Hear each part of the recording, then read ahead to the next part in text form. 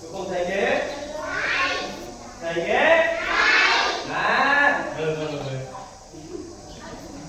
Đấy, tôi chỉ lấy cái này. Đấy, cuối cùng thầy đây này. Và bay. Bay cái xô tụi đây đấy còn luôn xô tụi đây đấy. Vô ấy ghế. Vô. Sập phi bò. Gắn số tám bò. Đó, một ăn được đúng. Mà lúc ăn sạp chắc bay như số tám bò. Thế bay nên số tám bay đi. Bay như số tám bò. Mà lúc ăn bò. Mình nó biết bò. Mà là ông thầy mình cũng ngọt kia bò. Nó biết chặt lắm bò. Nó biết ăn tí đó biết đó ăn cái này mà đó sắp xếp bò một cứ xem cái tay lên cài tiền bắt tay mừng xem cái lên cài tiền nghe soi ghế không thì ở đâu mình bạn nè mừng của ai sát vô thật là tí bò mừng mà ăn đấy cứ ăn sạp vô salad pi bò chứ mừng nào biết vô salad pi bò không hề mừng nào biết vô salad pi bò mà lâu ăn mừng cùng hoặc nè nào biết vô salad pi bò nào thấy răng răng mà lâu ăn cái này bay chợp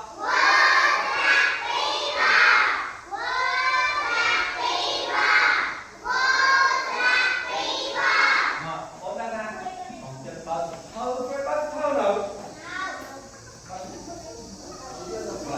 bốn đang ăn này đi này kia á đi kia vô vậy chân đây đi mấy này đi mà mình tập người Merian tí ta tập cầm núi Merian kết vô là phí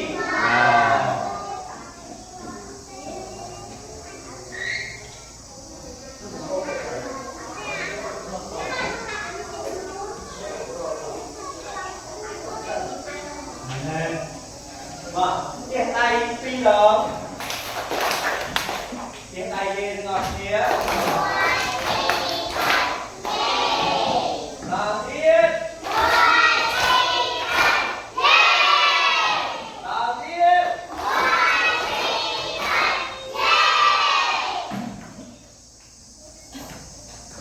ngọt tiếp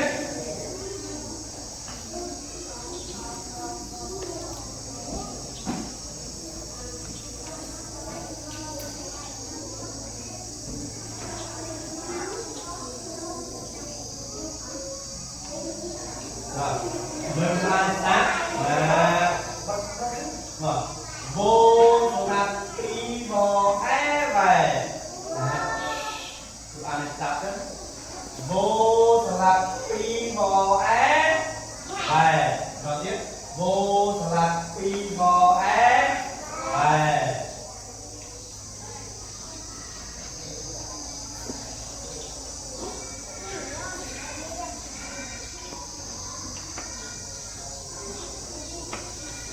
Lần tiếp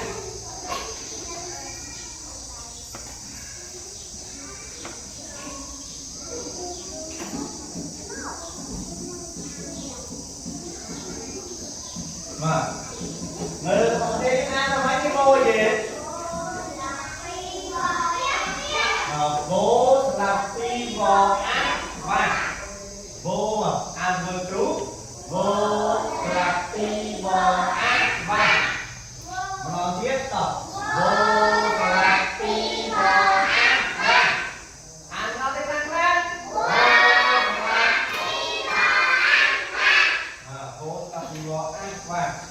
Một chiếc.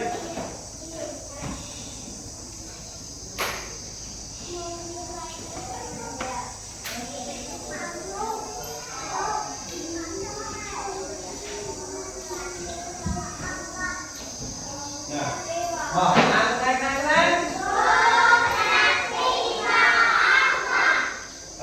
Ăn đang đang nào biết.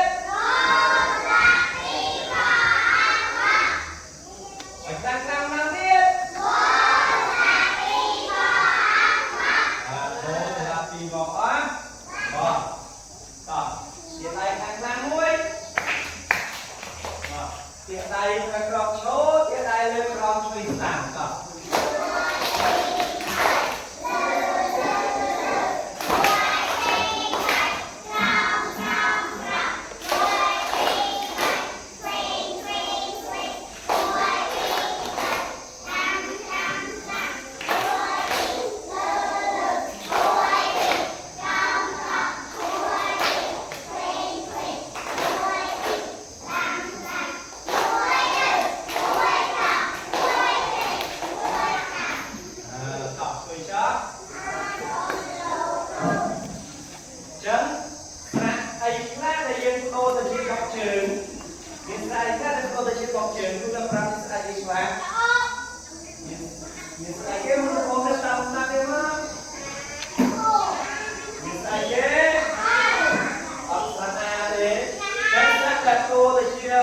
Dân prơi mùi sạch bí cái này được tờ thì sạch nó được tờ gì là cái quy nhà học trường chân nên sai ghế là ế sai tiết là lấy sai tiết và là ớt sai tiết là ớt sai tiết là lấy sai tiết là ăn chân sạch nó hết càng nạp prơi mùi sạch bí có gì ghế học đồ thì học trường u sẽ ho therapy còn nơi một thứ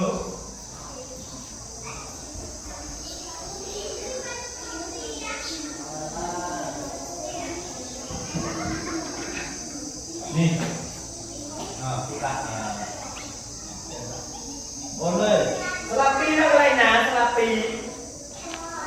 tôi đi chia sẻ ghế và sẽ có được bọc trường đi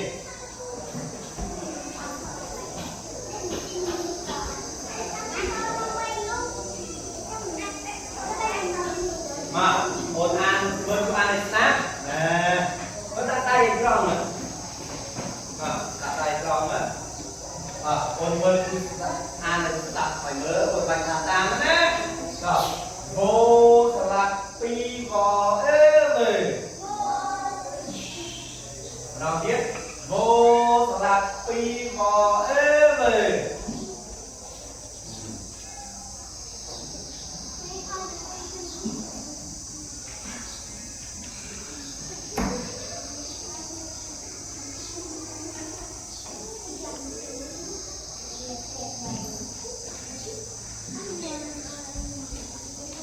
lấy cho con lên bò nhân bò đi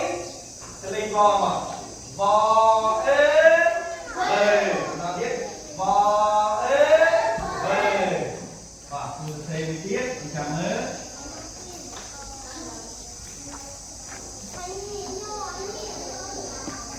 ăn là mấy bò dễ bò ấy mà ăn một lúc bò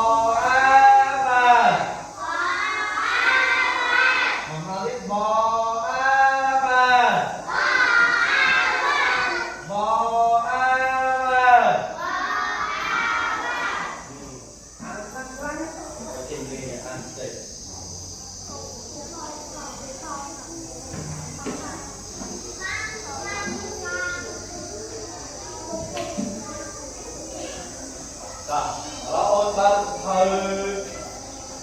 chùm nuôi cái hạt mà nó hầu vừa đầy tôm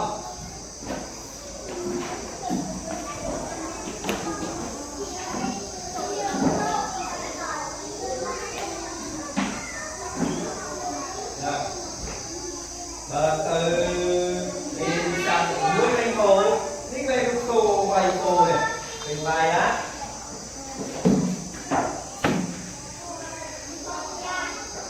con đi tộc Những ai vừa đi cặp tuôn.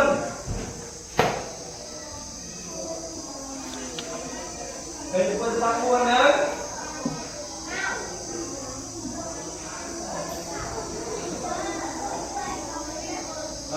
Những mơ không vừa đi cặp tuôn ini terang những mơ roman. Ini terang những mơ roman. Không thôi giống như terang những mơ roman. Rồi giờ có những ai terang tí muối terang tí phi. Terang có những terang gì?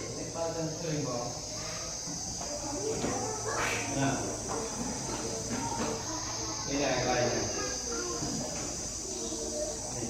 Terang tí muối terang tí phi. Có những ai terang tí muối terang tí phi sao? Thấy không nghe nào? Mà lỡ con mơ. Một con nè. Anh đi vô là pí bò. Nhưng mà một tiết à. Vô là pí bò ấy. Đây. Vô là pí bò á. Vô là pí bò ốp. Vô là pí bò ốp. Vô là pí bò áo. Vô là pí bò á. Đó ôn an. Đó, nghĩa đọc chặt đớm. Đó. Đọc chặt đớm môi chi bấy.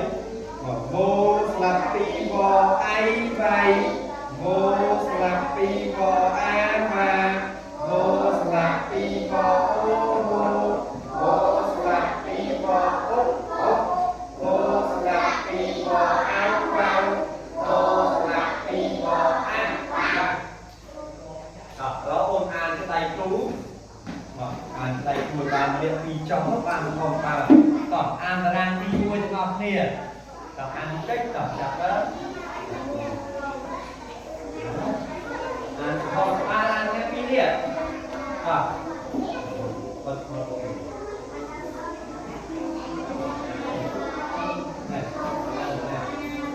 An là đang đi vui.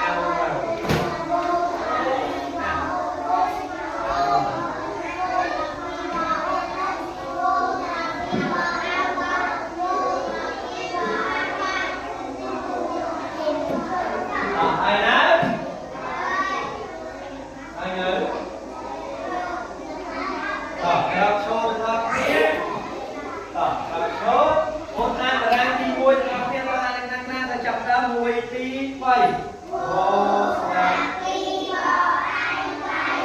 vô sạc tí bò ăn mà vô sạc tí bò ôm ôm vô sạc tí bò ôm ôm vô sạc tí bò ăn nào vô sạc tí bò ăn vây đọc tôi sát kalau orang jalan TV ya, hei, tak, jalan TV ni, yang an selain bos tapi bos yang an bos dan tahu, selain bos, bos bos bos an, bos bos bos tak, kalau orang an berkata orang ni saya jom kita cakap apa, tak. Bo e ve bo an van bo e bo ai vai bo e veเราจะแข่งแล้วกันbo a bo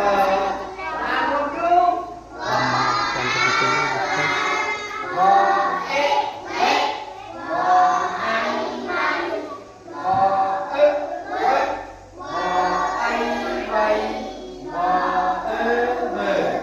ăn đâu chúng ta á đó lỗ ăn này chúng ăn tích tầm rồi tổng chặt đỡ ở mùi tí bầy bò bò ít bò ăn vàng bò ít bò ai bầy bò ơi đó lỗ ăn cho tay chùi ngọt nít màเอาtay cú ăn tayตอบจากเติมมันจากนั้นอันใดกูมวยเนี่ยจึงเอามวยเนี่ยท่าตอบ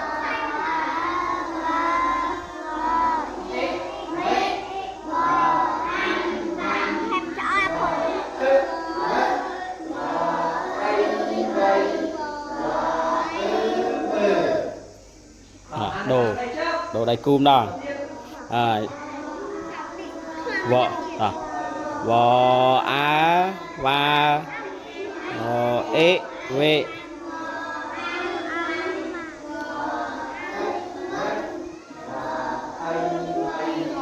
vò ai vậy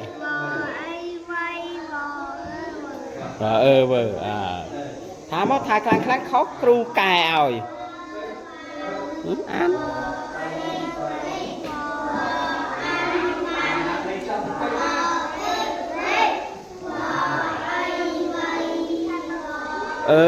vờ ở đây cú an mươi cú mà vò á và vò ế về vò ấm vò ớ vợ vò ấy vậy vò ớ vờ ăn ta về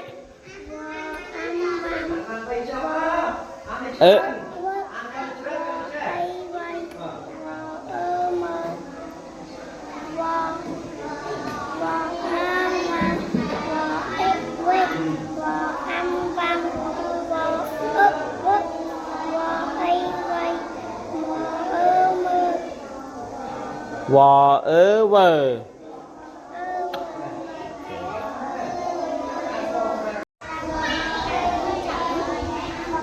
ta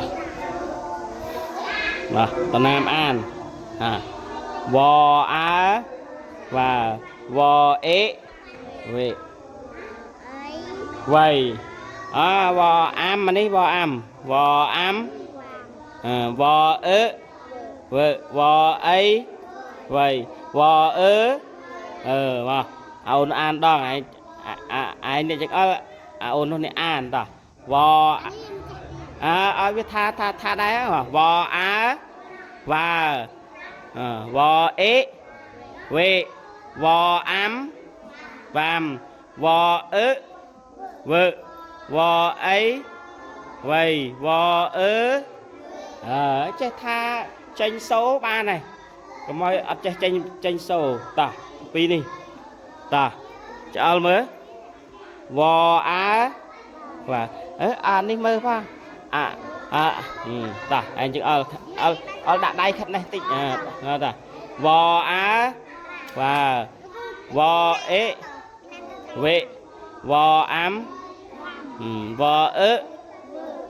vò ấy vò ớ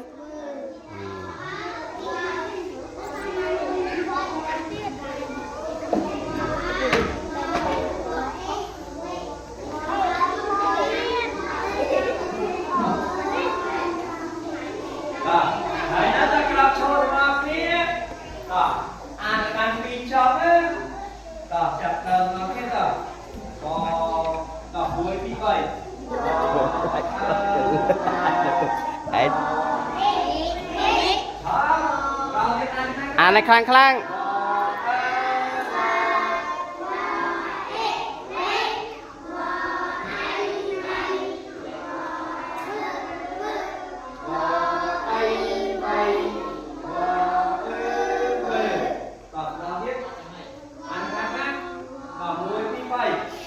vò á và vò ế vệ vò am vò ớ vò ấy vò ớ ăn khang khang chẳng mỏi le le có mỏi chuột phương cò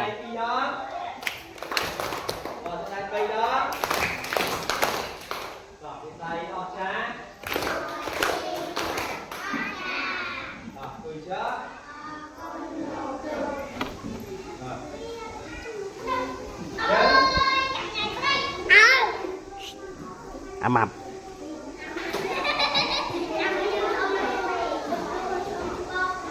ha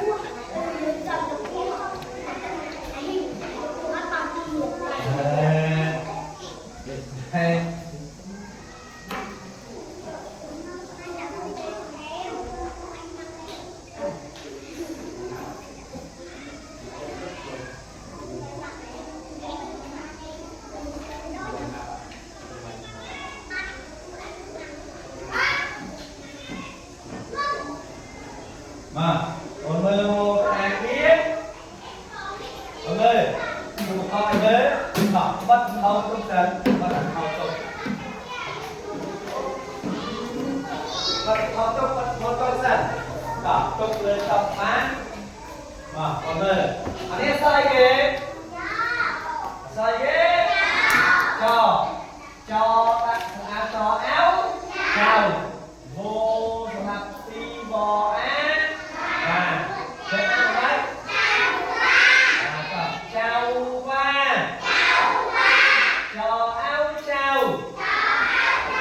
vô mặt ti bò á và mời con phải mời cho áo cháu vô mặt ti bò á và chào va chào va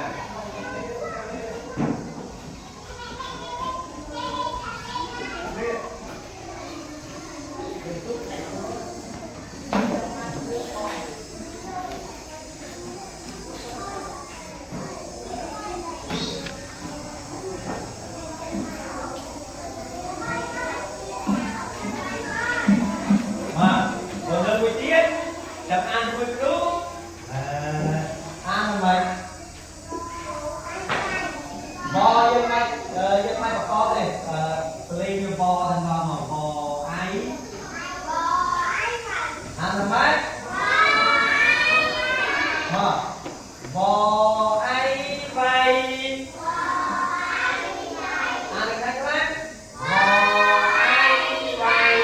đó biết ăn được cái đất không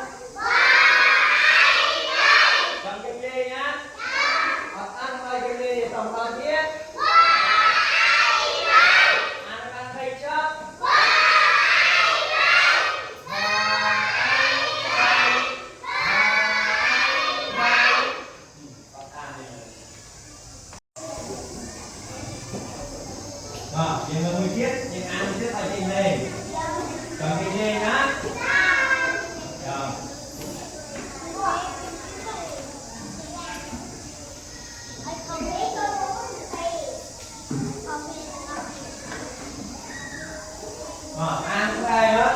Rồi, thì ăn tới đi. Ăn làm ai? Sao vậy? Cô đã sao vậy? Tu gì? Bò áo. Ăn làm ai?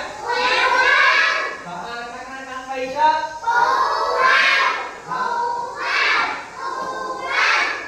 Làm tiếp. Làm tiếp. Làm tiếp. Tu vào.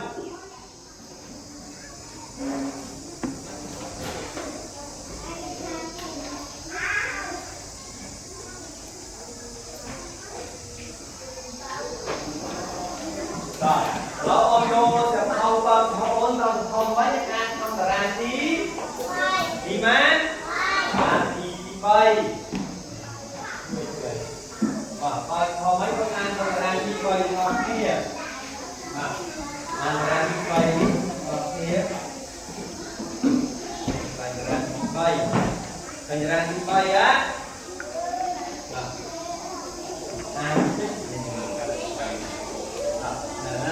bay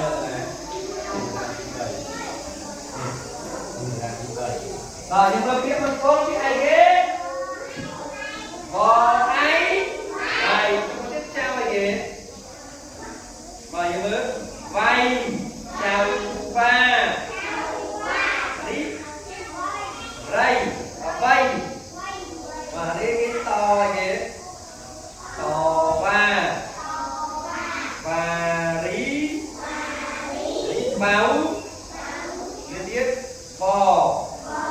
cá nằm ba những ăn chưa đi mua cho biết rồi vay chào va vay tò va và đi vào bò ba nằm ba rồi tiếp vay chào va vay tò va và đi vào bò ba nằm ba ăn đây đó ăn tích đó ăn tích nữa ăn đây nè vay rồi đi viết vay chưa đi tí tiếp và gì và đi từ tiếp vào bò và nằm và một một phát ăn theo kinh nghiệm đó ăn rồi một một phát ăn theo kinh nghiệm rồi dương ăn này khang khang mà vay to va quả ri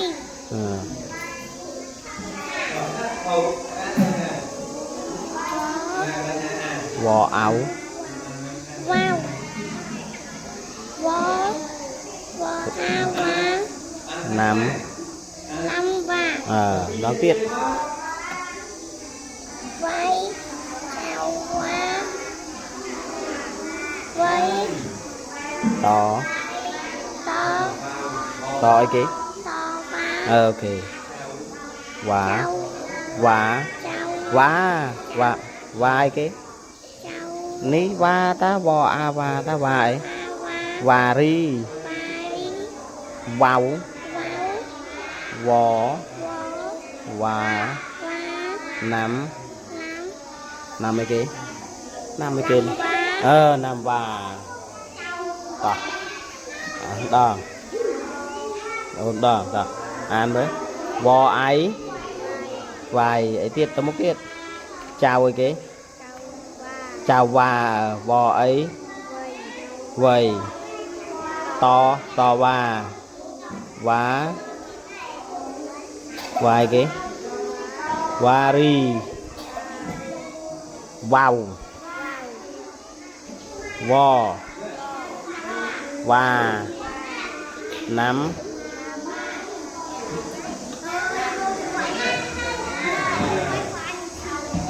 Răng năm lại chạy nè nhé. Chặt tam là mùi tí bay. Bò ai bay lên tàu bò.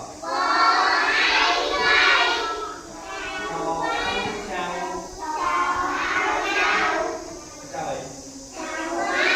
trâu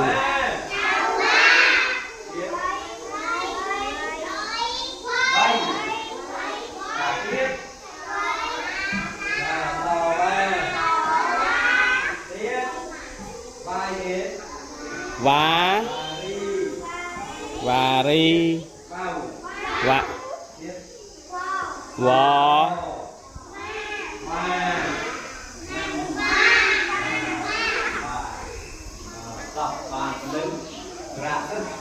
rạ thế trồng trâu với nhỉ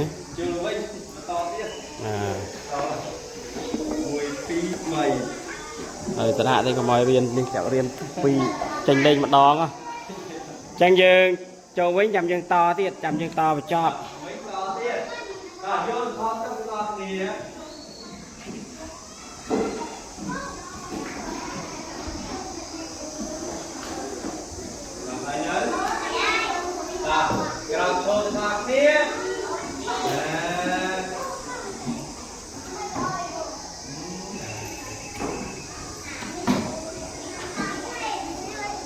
lên anh biết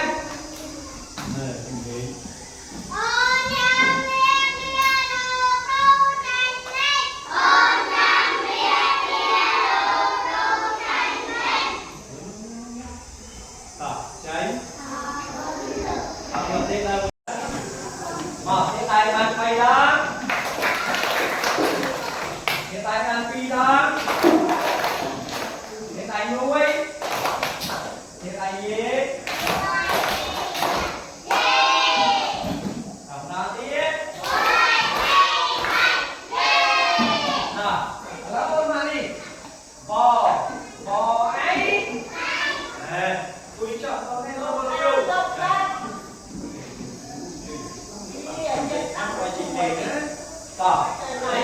bò ấy chân bay lên số đó mình cũng cần bằng mối đọc là việc bay sốc khao bay rồi tê u sông bay cô không bạch khá tám thì cũng cần bạn ôn mênh bay kia giờ mà các tay mát coi thực hiện việc bài nào nó nên các bạn u to ra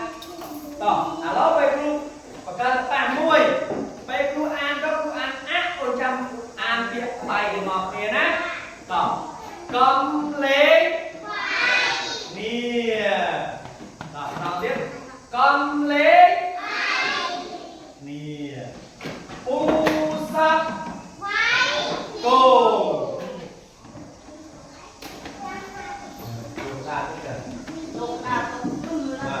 đầu tiên côn mê và dây cái bài là côn mê ôn bài thạc nghĩa đấy ôn dây cái bài này phu sâm rô tê phu sâm mà sốc khá cô lâu ôn bài một rô kia bài một rô kia mà niệm dương là niệm cũ dương đi dây này dương bài một kia ấy dương là kia thầy và các kia bạn u sắp bay cô sốc khá bay xây dương là các dương các kia bạn là niệm kia bay không trông kia đi nào kia đó chắc lắm các cái đây các bạn ở như kia bay các mình xây ha chui này đó chắc lắm các bạn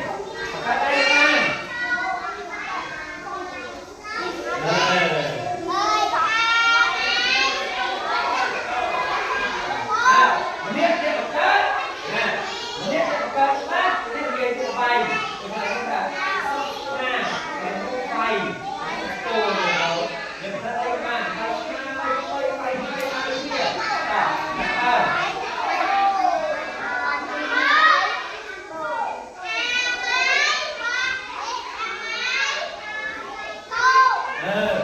có được ăn bay đó đồ nghiệp rồi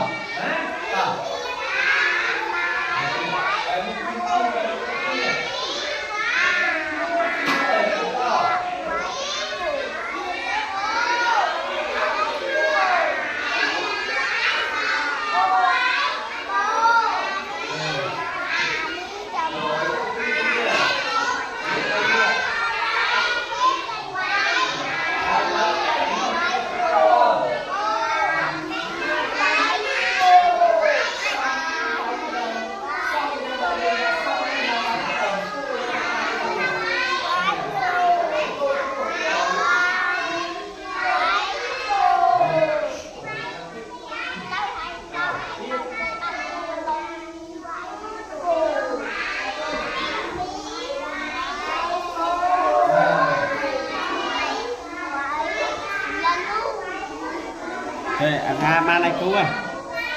ma này cứu à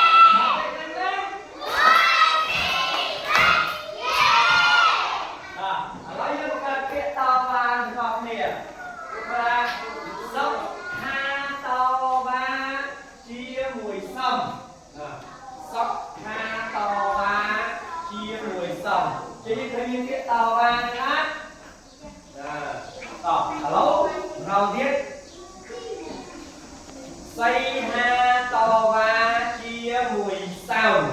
jadi bukan sebab dia chia to và kalau bukan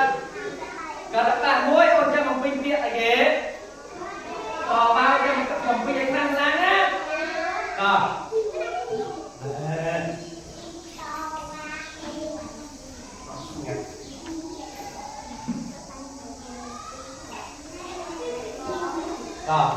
sắp hả quên cái ấy đấy quên cái ấy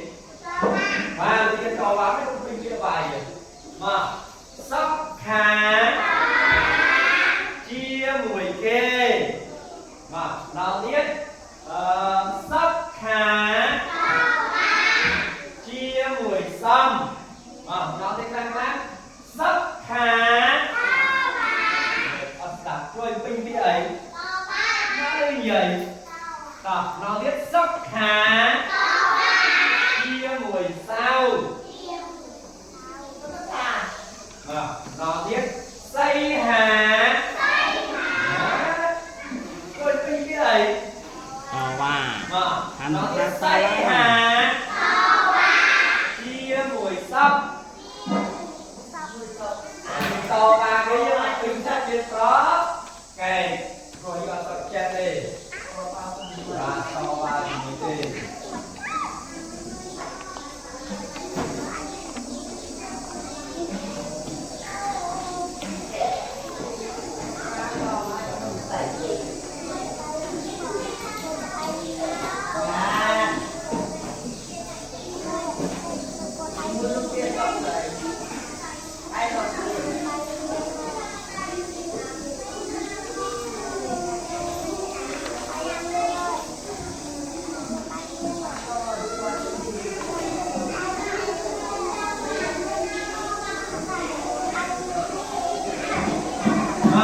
lấy em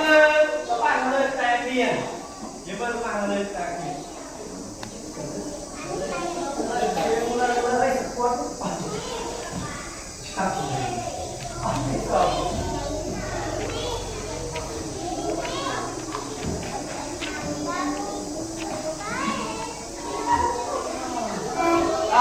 còn nước kia lên tay kia đi ăn làm mày ăn làm ấy trận này ăn làm ấy này anh soi về cho về anh so bò đang soi về bò á để ăn làm ấy chỉ tàu và cháu và anh soi về soi cho nó soi về cái này chấm chào quá chết hồ đĩa đĩa rốt tiếng Anh là mấy chào quá chết đĩa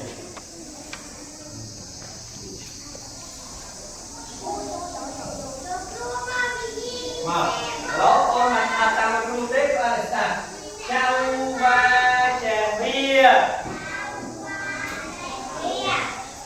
một mặt tháo tay luôn thầy mơ vô lúc bây giờ chào một mặt thằng nào này chào ba chè bia mình làm nó biết chào ba chè bia đó đang nuôi nuôi ta làm nó thấy khác đấy chào ba chè bia nó biết khác đấy chào ba chè bia đó đang cái này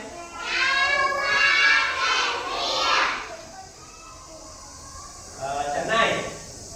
mời vào đấy to ai ra khăn nó tiếp nó tiếp chào và chết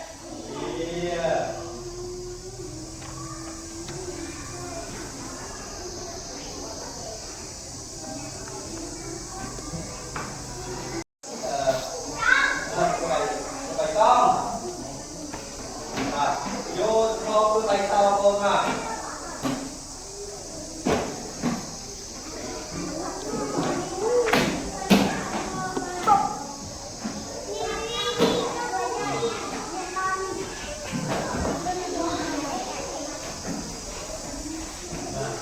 con mời các lấy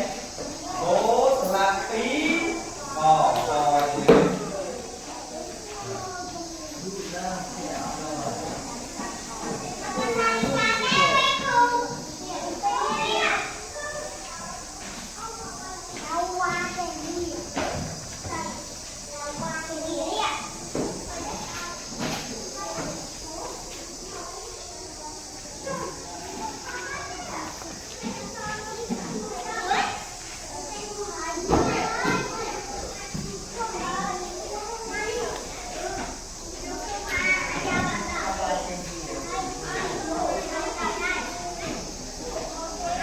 bác tập thì man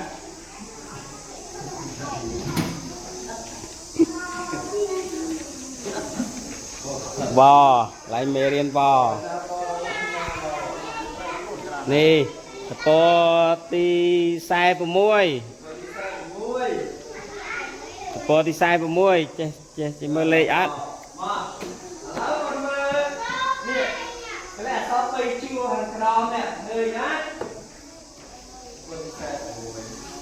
po ti sai vào muôi thôi át cái này rụp con Nga vi ạ nè con Nga vi ạ thấy coi con Nga vi át àแล้วออนเมอร์เลยปีชัวนี่คนจำเรียนงานเอาเตี้ยแล้วออนเมอร์ไปไปชัวของเราในคนงานเลยนะก็ไปเจ้าบ้าชัวที่อยากสอบเปิดเที่ยวเลยนะปูเบาไวโก้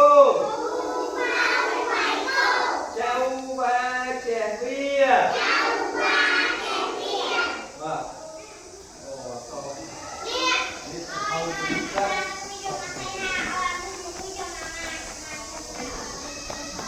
Và tiếp tục vay vay vay chào va chùa thì mùi phật chiếu cu bao vầy cô chào va chào bia chào va chè bia nó hết thì ăn chúng ta nhé vay chào va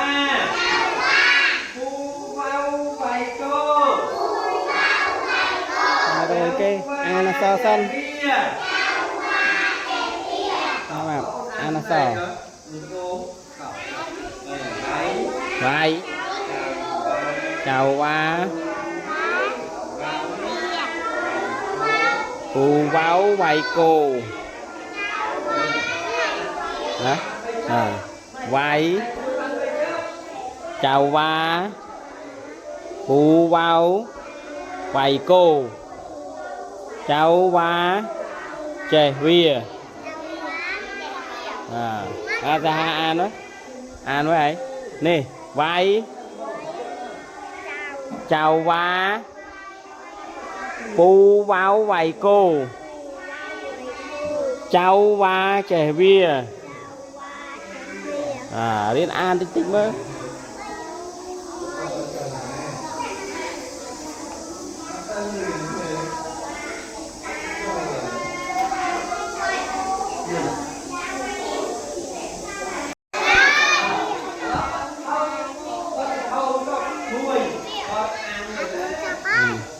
mà ăn búa này ăn đây cu ở đây cu cu cho ăn ăn tôi đây cho ăn ok cu bao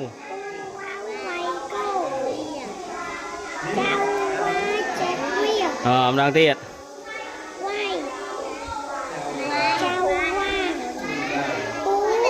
wow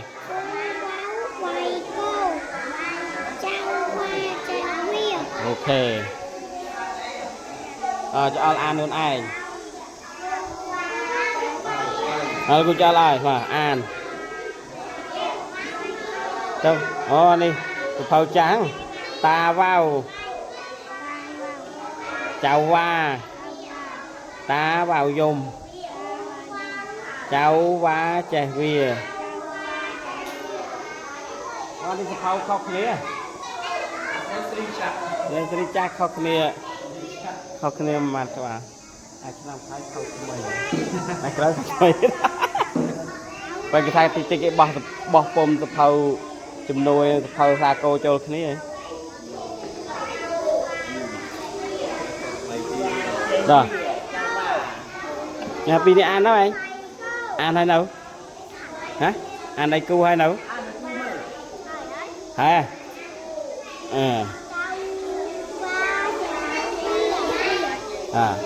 này cho ông đó ai cho là này ăn ai cho là mua này ăn đâu nước ok quay cháu chào qua u vào vầy cô cháu qua chơi ok cháu qua chơi về tại năng an này nó về ra hai ta ra an với quay chào qua bù vào vầy cô cháu qua chơi về ở mùi nó ăn đó cháu ăn đó quay này quay tay có bạc cái băng mới hay ôi cho mùi mùi quay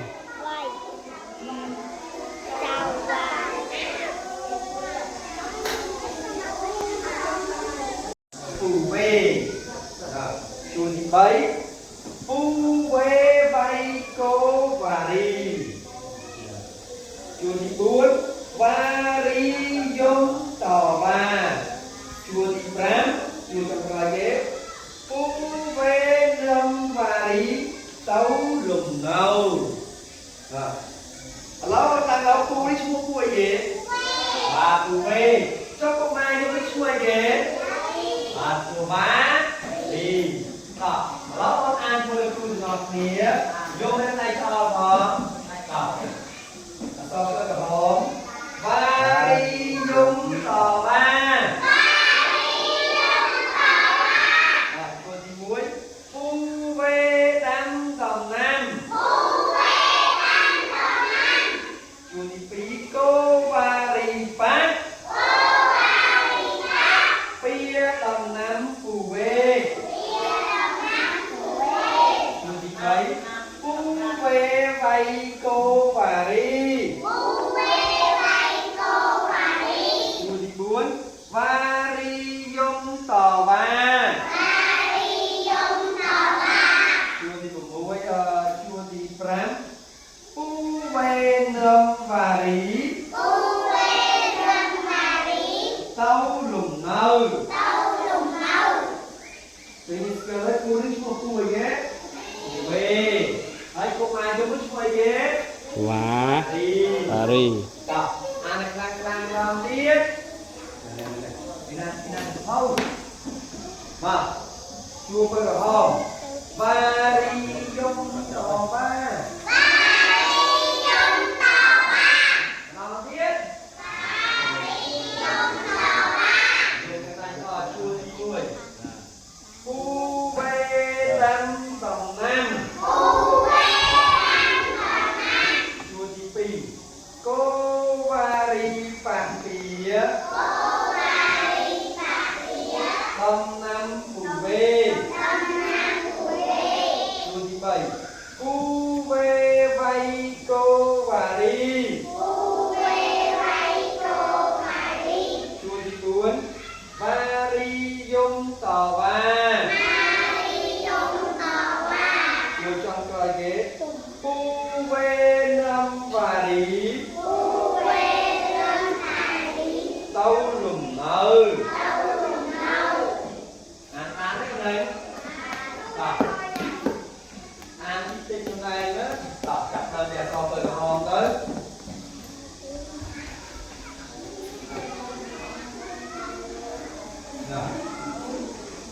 ôn bận họ ba ăn cái gì nha mà chui bạc nè còn bận cái cười đó ăn này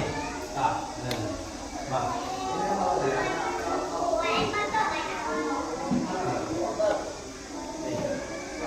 hoặc là ăn cái gì nè bật cái cười nữa đó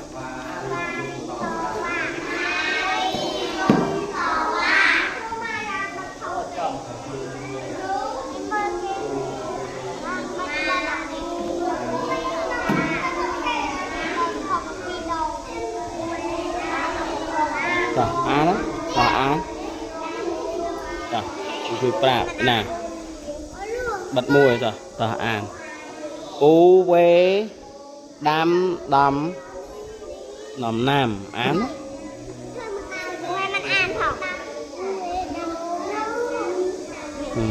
อูเวดำหน่อมน้ำโจละบาทีปี cô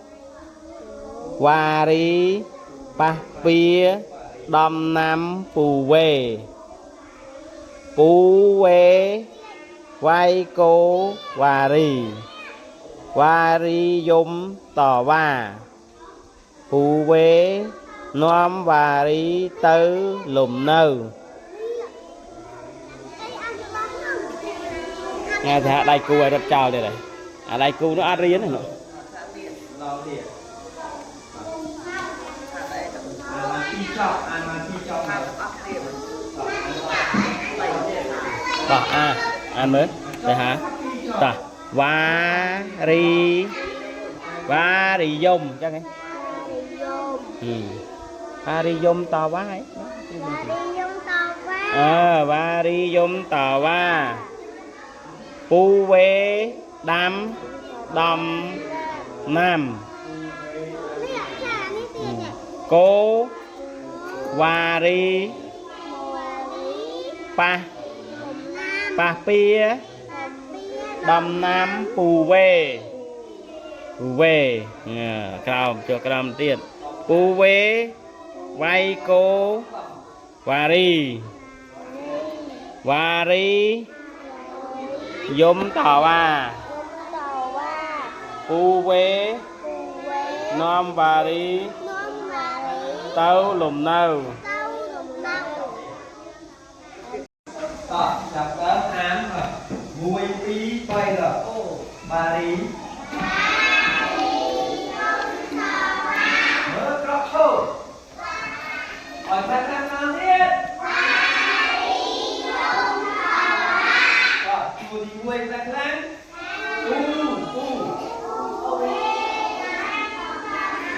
Nào lên năng năng.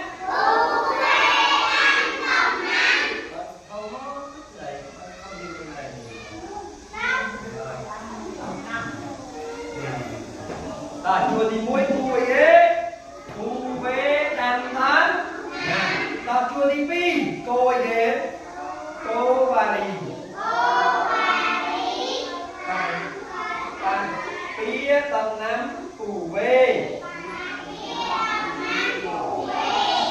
chùa thì bảy thu về bảy cô nói tiếng năng năng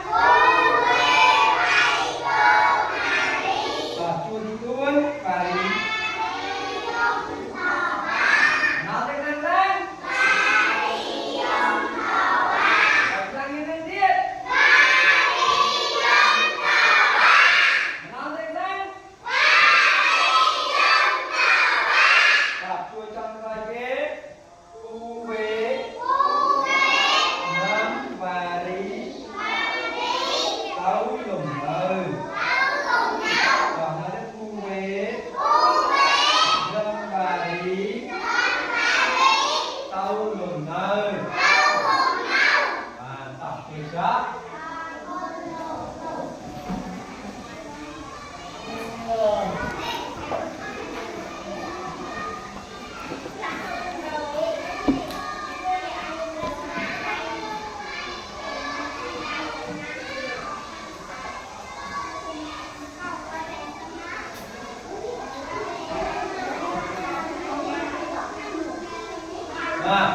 ôn lên lên các kiến thức xây kia kìa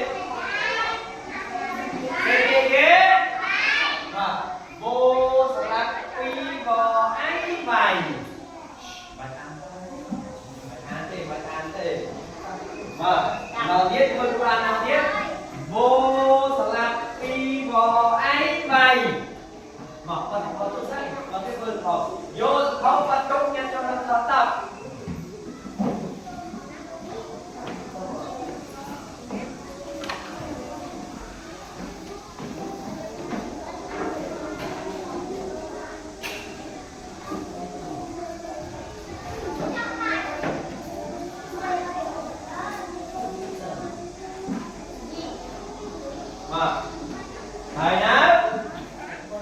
thầy nào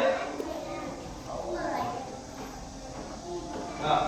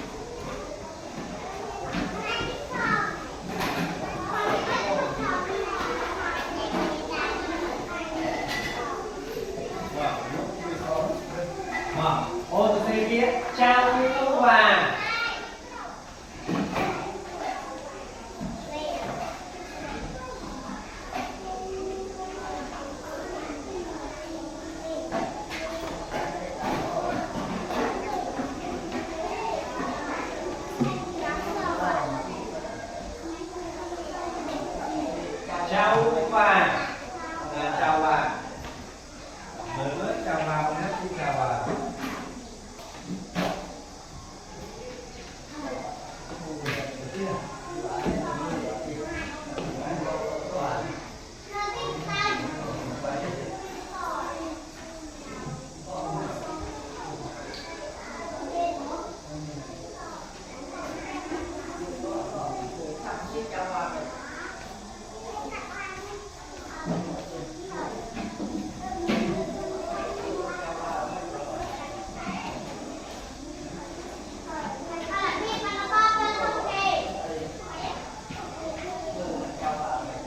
Thầy hết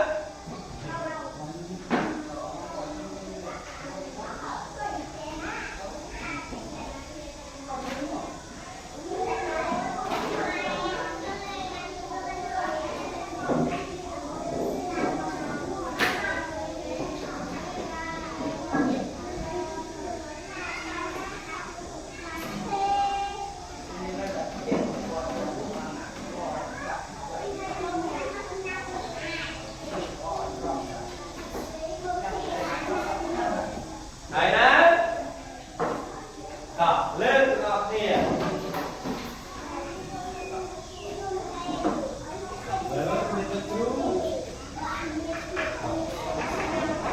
chào bà đã biết chào bà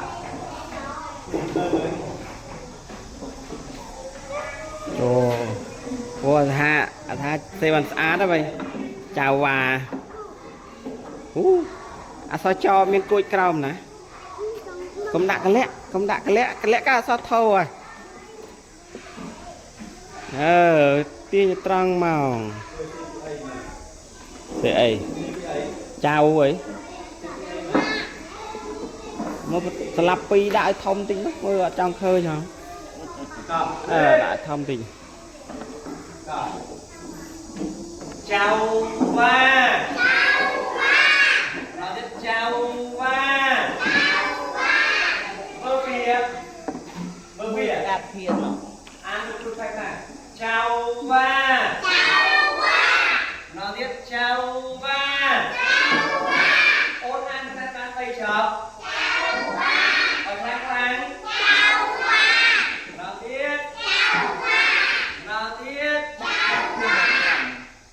chào bà có thiên năng có tư hết mà mình được có hết mình play đó Khóc cài.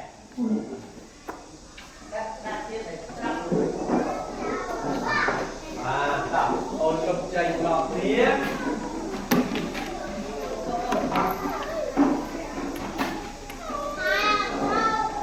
mà ôn xem tiếp một tiết xem tiếp phu vào phu vào pô là ố phu pô là ti bò áo vào phu vào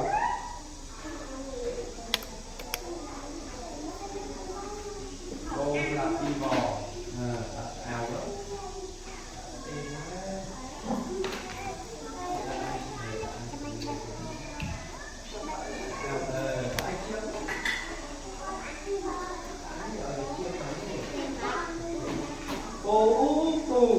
vô là ti bò áo cái vai này phu vào thế mới phu vào Phổ u vò áo vào phú vào phù vò áo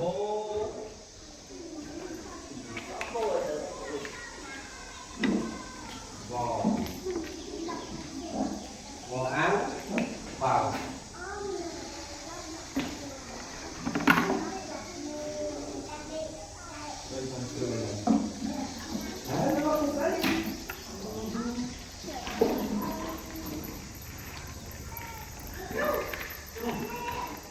đây là hắn sẽ đã vào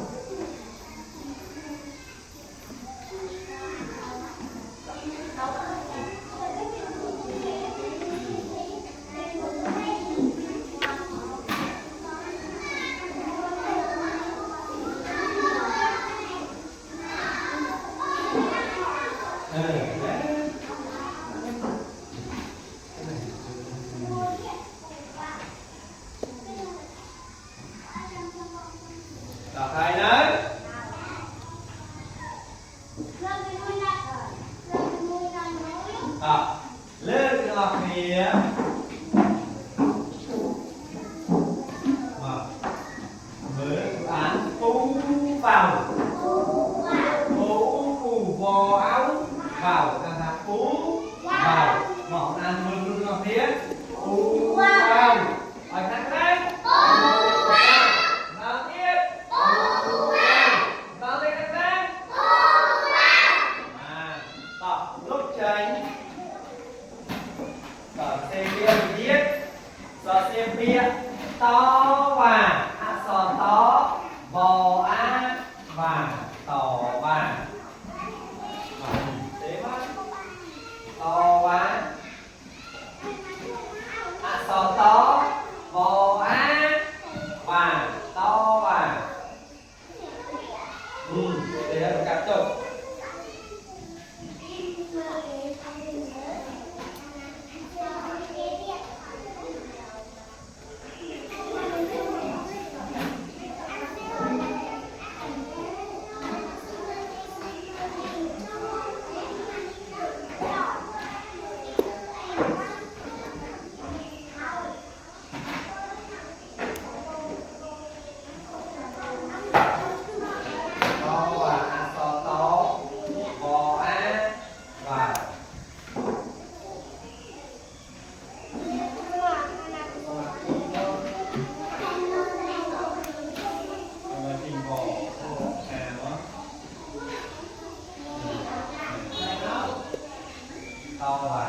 hai nữa tập lên ngọt kia tập vào lưng một thế sò đó con bố bò xem bò đó bò bò á và đó bơi đi làm sao to ba to ba ngọt con ăn khang khang mưa nước vào tiếp con ăn từ đấy còn vào tiếp mưa đi ra là sẽ có một cái cứu đặt thèm mà đó ôi xe đi tiếp ôi ra đó xe tiếp năm và nó ăn nằm bò á và năm và năm và thế là sao nó ăn nó ăn nằm bò a và đúng và thì là nó ăn nằm á nó ăn nằm sẽ là con nỏ nó là ăn á nằm bò nó sẽ vô có tí trên đình bò á bò đây nha là a đó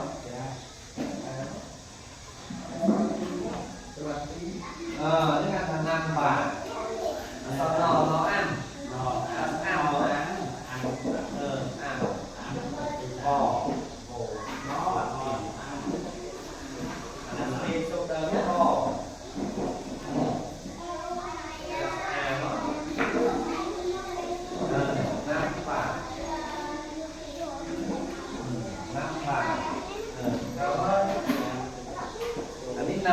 năm phi này sò bò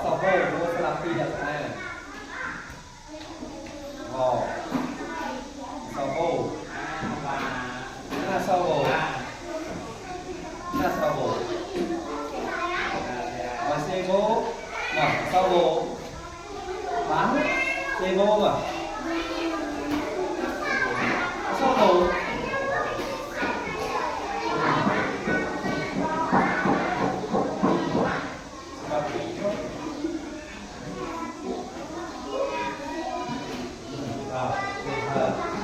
mà sò không có xe nam á xe sò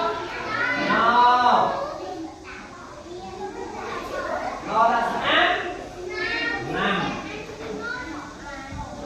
bò á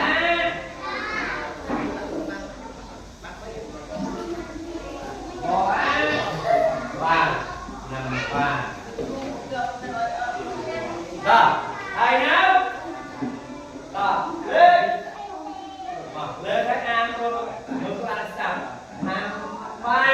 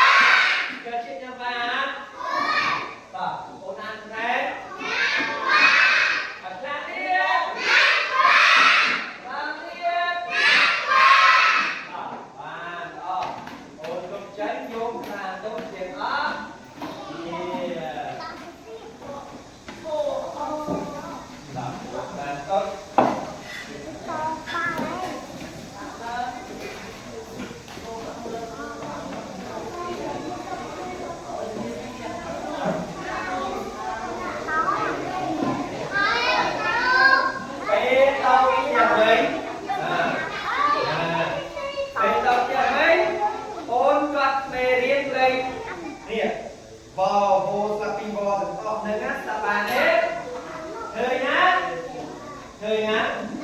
không được không được phải tao đặt ra nè đặt luôn dây ra nè về tập cho mình ôn phát nghề điên bị nâng không có bài toán lấy vò hồ là vì vò nên phải còn biết và phát thì nó nên đặt bến tụt vào ngay ai đặt là nè sò xê đặt là nè lúc anh xê kia đâu tía sò xê và sò xê được không đặt cầm thầu ôn á